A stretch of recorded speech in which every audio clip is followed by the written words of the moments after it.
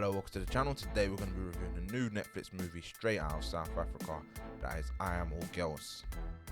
This one's about a special crimes investigator who forms an unlikely bond with a serial killer to bring down a global child sex trafficking syndicate. So as you can tell from the synopsis, this is going to be exploring some heavy and dark themes.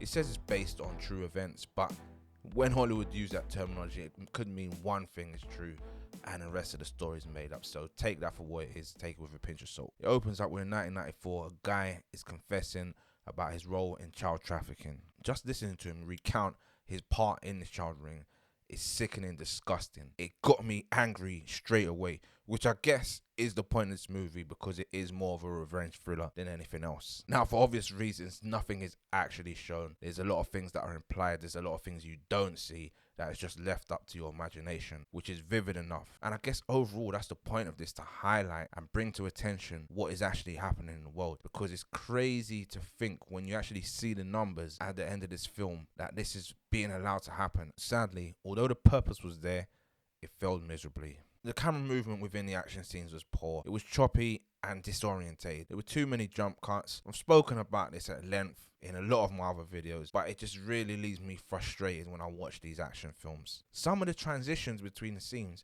was just subpar, to the point that it was confusing me as to where we were in the film. And between those things and some of the music choices, it felt more like a soap than a serious movie. They built up some really good emotion and anticipation at the beginning, but this ultimately led to nothing. The film revolves around a serial killer and detective and them trying to expose the truth.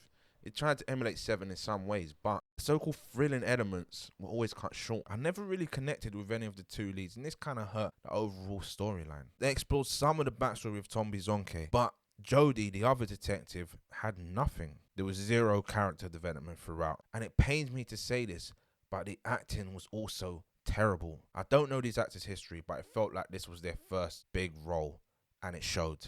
There's some subplots that just seemingly come out of nowhere. They added zero value to the progression of the story. I'm just not sure what they were trying to accomplish here. There's one scene in particular that I did like. Jodie's being questioned by her boss, saying that she's getting too involved in the cases, and her response is, that is exactly the point. And that's the sort of attitude and mentality that I would expect any officer that's involved in investigating these sort of crimes to have. It was spot on. It was such a simple scene, but very powerful and effective.